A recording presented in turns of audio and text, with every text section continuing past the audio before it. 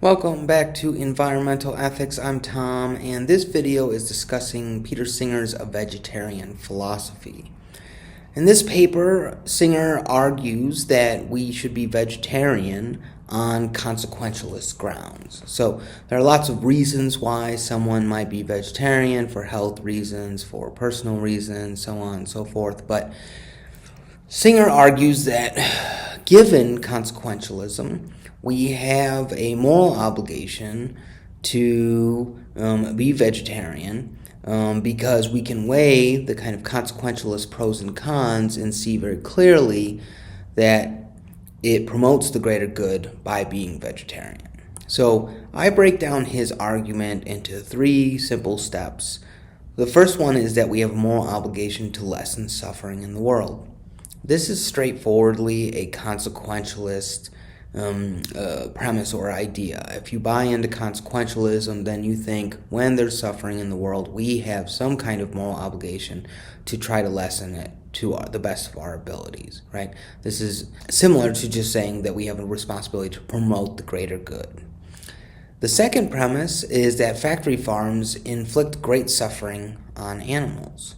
Right? If you look at the way animals are treated in factory farms, it's very clear that they are not treated well. They undergo quite a bit of suffering in these situations in which there are lots and lots of animals that are slaughtered. They're bred just to be slaughtered. They're pumped full of antibiotics and steroids and lots of other versions of maltreatment there, and of course that's suffering. Based on those two premises, he infers that we have a moral obligation to lessen suffering in the world. So Singer's idea is that we have a moral obligation to lessen suffering in the world. Factory farming inflicts a lot of suffering, and so we should do what we can to stop factory farming, and the best way to do this is to boycott factory farming by being vegetarian. So pretty straightforwardly, the way in which he approaches this is if you take the utilitarian calculus and you add animals onto the list of beings that factor into the greater good, the overall happiness of everyone, and then you think about what the drawbacks are of being vegetarian, right? There's definitely convenience factor and the fact that people enjoy eating meat and so on and so forth, and recognize that being vegetarian is only a slight impact to our happiness, and there are millions of animals that are kind of tortured on a daily basis. And you put those together and it becomes quite clear that being vegetarian will only impact us a little bit negatively and will impact animals a lot positively. And so it's pretty clear that utilitarian calculus errs on the side of thinking that we do have a moral obligation to be vegetarian. So in this article, Singer is writing to a more popular audience, and because of that, he uses a series of anecdotes. And so the one thing about the anecdotes is to recognize that an anecdote or story is not a premise, it's not an argument, but it does serve to support or motivate premises, right? And so he starts off the article by talking about this McLibel case. And this case took place in the 90s. It was a couple of Greenpeace activists that were handing out pamphlets that said McDonald's is McMurder and McDonald's is McTorture. McDonald's caught wind of this and decided to sue them. And the Greenpeace activists decided to take them to court, which was a daunting task. It was a very long trial. I think it lasted about a year, and it involved a lot of paperwork and a lot of evidence going over the practices of those factory farms. And as it turned out, the Greenpeace activists actually won a number of the rulings. And the reason is that McDonald's sued them based on a case of libel, or defamation in written form, saying that what they did was lie in order to kind of deface McDonald's. And the judge, Justice Bell, ruled that by any reasonable definition of the term torture, that what McDonald's or these factory farms did to the animals in the factory farms was torture. And so it can't be defamation or libel if what you're saying is true. So they won on that. The reason why Singer brings this up is to promote that kind of second premise that factory farms do inflict a great deal of suffering. And it's an interesting strategy he has, rather than just stating the horrible conditions or anything like this or giving us pictures. He says, don't ask me, look at this judge's ruling, right? A person who has a vested interest in being objective on this. And so he kind of, delegates this task of determining the conditions of factory farms to the ruling of this justice. So once he does this, he really needs to deal with that first premise, this idea that we have a moral obligation to lessen suffering in the world.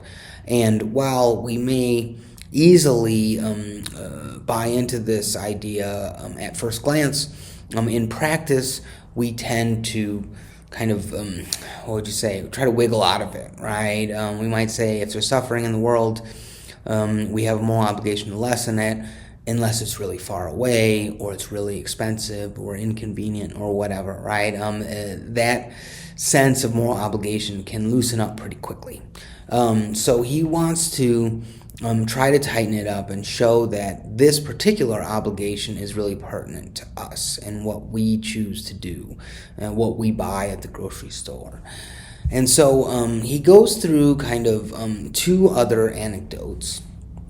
One is a Thai Buddhist philosopher that he meets at a conference, and he notices that this individual is Buddhist and they're eating meat. And he asks them why they're eating meat, despite the fact that Buddhists are traditionally vegetarian. And the Buddhist philosopher says that it's okay for him to eat meat if it is not killed specifically for him. And so, the idea, this actually comes from a long-standing tradition. Many monks, Buddhist monks, were kind of, had an ascetic existence. They walked around and kind of relied on the good graces of others, and they didn't want to turn down, leftovers that were given to them if it had meat in it. However, today the situation is much different, and what Singer does is he actually rejects this idea, and he thinks that, eating meat, even if it's not killed specifically for you, still contributes to the dynamic of supply and demand, right? You're creating more demand, and that's going to create more supply. So every time you buy chicken at the grocery store, they need to restock it, right? And so you are contributing to factory farming in general. And then the next anecdote that he considers is one given by this guy Jonathan Glover, and it's a story about these bandits, and there's 100 villagers, and they each for each meal they eat a bowl of 100 beans, right?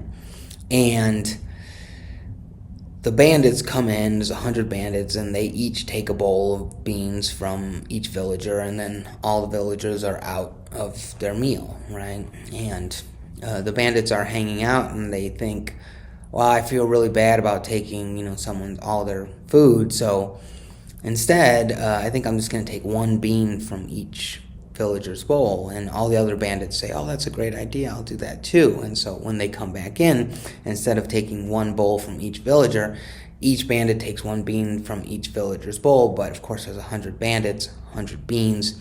The result is the same, right? Even though they feel better about what they're doing, it's still the same impact. And so the idea there is that, what one person's choice does make a difference. One way to kind of wiggle out of the moral obligation of being vegetarian is to say, well, if I'm vegetarian, there's still going to be factory farms. And Singer wants to make the case that, no, your particular choice does make an impact, whether you realize it or not. And so, again, he wants to tighten up that sense of moral obligation. That is the crux of his argument. He does talk about some other factors, including concerns with the environment, the overall impacts of factory farming in that way. But the crux of his argument is really this idea that we do have this moral obligation to lessen suffering, and the best way to do that is to just be vegetarian, right? So that's it for this video. Thanks for watching.